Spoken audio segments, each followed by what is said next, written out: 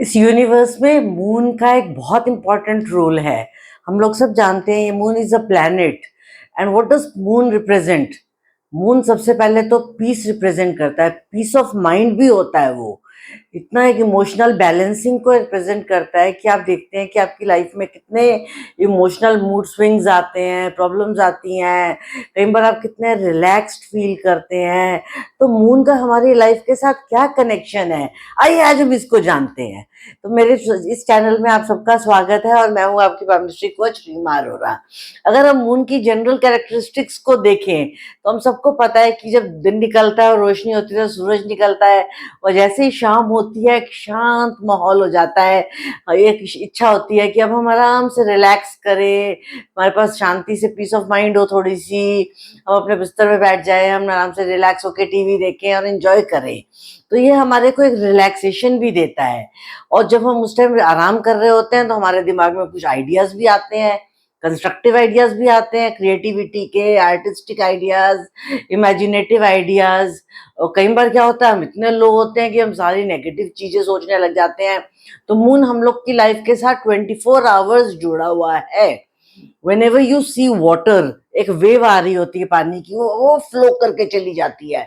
लेकिन कभी कभी वो बिल्कुल शांत होके जा रही होती है, कभी वो ऐसे हल्की सी रुकी हुई होती है, कभी वो किसी पत्थर से टकरा के जा रही होती है। तो ये सारी वेव्स हमारी लाइफ के भी वेव्स हैं, ये हमें मून से रिप्रेजेंट करते हैं। तो अगर हम इसको देखें तो ये हमारी लाइफ के साथ बहुत अच्छे से कनेक्टेड है। तो आज जब हम पामिस्ट्री की बात करते हैं तो ये पामिस्ट्री में भी हमारे साथ कनेक्ट हो जाता है। इसी तरीके से ये हमारी लाइफ में भी कनेक्टेड है। अगर हम उसको देखें तो हमारे एंसेस्ट्रल टाइम्स में माइथोलॉजिकल स्टोरीज भी दी हुई है कि इंडियन कल्चर में मून की 27 वो थी, वाइफ्स थी, जिनको 27 नक्षत्रास एंड कॉन्स्टलेशंस कहा जाता है। उसमें से वो सिर्फ एक को ज्यादा प्यार करते थे, तो फिर वहां पर इमोशनल डिस्टर्ब कॉन्फ्लिक्ट्स आ जाते थे। इसी तरीके से अगर हम वेस्टर्न कल्चर में देखें तो कहीं ना कहीं एंजल्स, क्रिस्टल्स, ये सब चीजें हमारे मून से रिप्रेजेंट होते हैं। तो ये बहुत पुराने समय से चलते आ रही है माइथोलॉजिकल चीजें। लेकिन अगर हम इसको अगर केमिस्ट्री से लिंक करें तो दिस इज योर हैंड। ठीक, ये आपका हाथ है। आपको अपना वर्किंग हैंड देखना है और अपना नॉन की वर्किंग हैंड दोनों ही देखते हो आप। तो क्योंकि ये आपकी डेस्टिनी है, आपके साथ लेकर आए हैं और ये आपका कर्मा है जो आपने करना है, तो ये कहीं ना कहीं आपके साथ कनेक्टेड तो है ही। तो आज हम इस टॉपिक में सिर्फ एक बेसिक इंट्रोडक्शन लेंगे कि हमारे को मून किस तरीके से हमारी लाइफ में एक रोल प्ले करता है और हम उसको पामिस्ट्री से कैसे एनालाइज कर सकते हैं। तो सबसे पहले जब आप अपने हाथ को देखते हैं तो इस साइड आपका थंब है। थंब से आपको बेसिकली इस साइड आना है, इस जो लिटिल फिंगर के नीचे। और जो ये ग्राउंड पोर्शन बन रहा है, देखिए ऐसे करके जो है गोल एरिया बनता है हमारा, ये हमारा मून का एरिया है। This is the area of moon. अब ये मून जो होता है ये पामिस्ट्री में एक इतनी इंपॉर्टेंट रोल प्ले करता है क्योंकि ये कभी ना कभी हर एंगल पे लाइफ में कुछ ना कुछ एक्टिविटी देता रहता है। सबसे पहली एक्टिविटी इसकी पॉजिटिव भी हो सकती है और नेगेटिव भी हो सकती है और बैलेंस्ड भी हो सकती है। कई बार क्या होता है, नेगेटिव को बैलेंस करना हमारे हाथ में होता है, कई बार पॉजिटिव को इंक्रीज करना हमारे हाथ में होता है। तो जो ये हम इस मून को देखते हैं, इसको हम चेक कैसे करें, how to check this moon. हमने ये मून ड्रॉ तो कर दिया कि एक सर्कल यहाँ पे हमने बनाया। आपको बेसिकली इस फिंगर के यहाँ पर आना और ये पॉइंट जो टिप है आपका, ये इस माउंट का टिप है, सेंटर पॉइंट। ये इस मून का सेंटर पॉइंट है क्योंकि ऊपर के पोर्शन में मार्स आ जाता है और यहाँ पर हमारे को जो इतना पोर्शन मिलता है इसका ये सेंटर पॉइंट होता है। तो आपको इस पोर्शन को एनालाइज करना है सबसे पहले, इसकी क्वालिटी कैसी है। जब आप इसकी क्वालिटी को चेक करेंगे, अगर ये नीट एंड क्लीन होगा, यहाँ पर कट क्रॉसेस नहीं होंगे, यहाँ पर लाइंस नहीं होंगी, यहाँ पर नेगेटिव सिंबल्स नहीं बन रहे होंगे, ये पिचका हुआ नहीं होगा, ये लटका हुआ नहीं होगा, ये फ्लैबी सा नहीं लग रहा होगा, ये गंदा सा नहीं लग रहा होगा, ये जितना पिंकिश लग रहा होगा, ये जितना रेडिश लग रहा होगा, उतना ही ये स्ट्रॉन्ग होगा। और जब ये स्ट्रॉन्ग हो जाता है तो ये मून हमारी लाइफ में पॉजिटिव रोल्स प्ले करना शुरू कर देता है और ये हमें पॉजिटिव इम्पैक्ट्स देने चल शुरू कर देता है। अब ये पॉजिटिव इम्पैक्ट्स क्या होते हैं, आइए इनको भी जानते हैं। सबसे पहले तो ये हमें इमोशंस में बहुत स्ट्रॉन्ग कर देता है, इमोशंस की बैलेंसिंग दे देता है।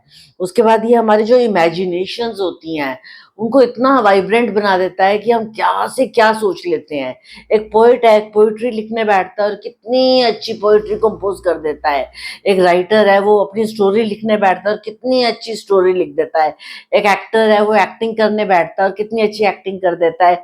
तो ये हमारे इमेजिनेटिव आइडियाज भी होते हैं जिन पे हम काम करते हैं।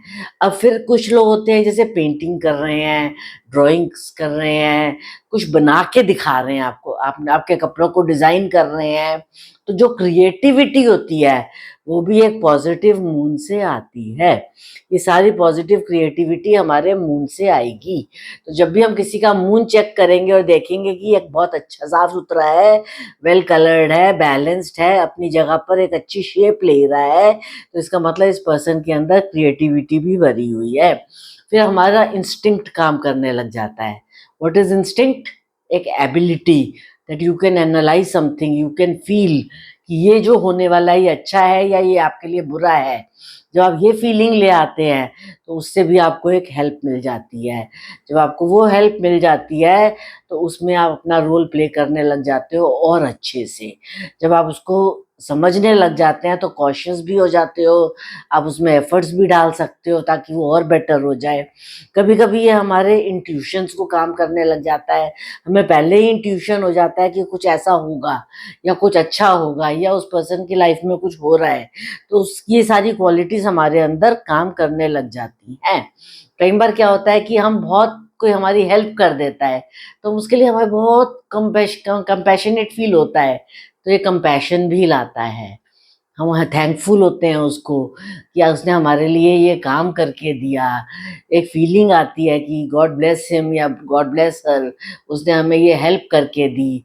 फिर कई बार एक एम्पैथी फीलिंग होती है किसी के लिए कि अरे बेचारा मेरे लिए इतना कुछ कर रहा है, मुझे भी उसके लिए कुछ करना चाहिए, मुझे भी उसके लिए हेल्प करनी चाहिए। फिर ड्रीम्स एंड विजन्स आते हैं हमारे आइडियाज़ में। कई बार हम बहुत सारे बड़े बड़े सपने देखते हैं, जितने बड़े लोग होते हैं पहले वो एक विजन बनाते हैं। Always create your vision board. उस विजन बोर्ड में वो सारी पिक्चर्स क्लियर होती हैं कि आपको लाइफ में क्या करना है। तो जब वो क्लैरिटी आ जाती है आपकी लाइफ में तो आप लाइफ में मल्टीप्लाई होके ग्रो करते जाते हो। तो जब आपके विजन्स क्लियर होते हैं तो आपके माइंड में इल्यूजन्स नहीं आते, अच्छे इमेजिनेशंस आती हैं। तो ये होते हैं एक अच्छे मून की क्वालिटीज। लेकिन कई बार क्या होता है, ये जो हमारा मून का माउंट होता है ये बहुत प्रेस्ड हो जाता है, इसके ऊपर बहुत negative cut cut cut cut cut lines आ जाती हैं। ये कहीं से इधर प्रेस्ड होता है, इधर से फूला होता है, ये यहाँ से लटका हुआ होता है, इम्बैलेंस्ड हो जाता है। कई बार इस पे क्रॉस, स्पॉट, कोई भी नेगेटिव सिंबल्स बन जाते हैं, स्टार बन जाता है। तो ये क्या करता है, मून को डिस्टर्ब कर देता है। तो जब हमारा मून डिस्टर्ब हो जाता है तो यही सारी अच्छी क्वालिटीज नेगेटिविटी में कन्वर्ट हो जाती हैं। कैसे? क्योंकि हमारी इमोशनल बैलेंसिंग डिस्टर्ब हो जाती है। जो हमारी इमेजिनेशंस होती हैं वो पॉजिटिव की जगह नेगेटिव हो जाती हैं। जो हम एक रियलिटी, जो आइडियाज क्रिएट कर रहे थे अब वो फैंटेसीज बन जाती हैं। जो हम इमेजिनेशंस क्रिएट कर रहे थे वो इल्यूजन्स बन जाते हैं हमारे लिए। तो कहीं न कहीं सैडनेस आ जाती है, एक ग्लूमीनेस आ जाती है, एक फेलियर की फीलिंग आ जाती है, एक लोनलीनेस की फीलिंग आ जाती है। तो ये सारी नेगेटिव क्वालिटीज़, ये नेगेटिव थॉट प्रोसेस, अपने आप को अंडर एस्टिमेट करने की प्रोसेस, ये सारी हमारे को एक नेगेटिव मून से मिलती है। तो जब ये मून नेगेटिव हो जाता है, ये कब होता है? जब ये प्रेस्ड होता है या इस नेगेटिव सिंबल्स होते हैं इस पे। तो इसको हमें ओवरकम करने की ज़रूरत होती है। हम कभी भी एक मून को बैलेंस करने के लिए, एक अच्छे फॉर्म में लाने के लिए हम क्या कर सकते हैं? सबसे पहली चीज़, एक अच्छे फॉर्म में लाने के लिए आपको इससे रिलेटेड डाइट लेनी चाहिए। मून की सबसे अच्छी डाइट है वाटर। आपको अपने बॉडी के अकॉर्डिंग, रिक्वायरमेंट के अकॉर्डिंग जितना पानी पीना है आप उतना वाटर इंटेक लीजिए। जब आप पानी नहीं लेते हैं तो हमारी बॉडी जो ऑलमोस्ट 60-70% पानी से बनी हुई है वो बिल्कुल डिहाइड्रेट हो जाती है। जो वो डिहाइड्रेट हो जाती है तो हमारे को ग्रो नहीं करने देती।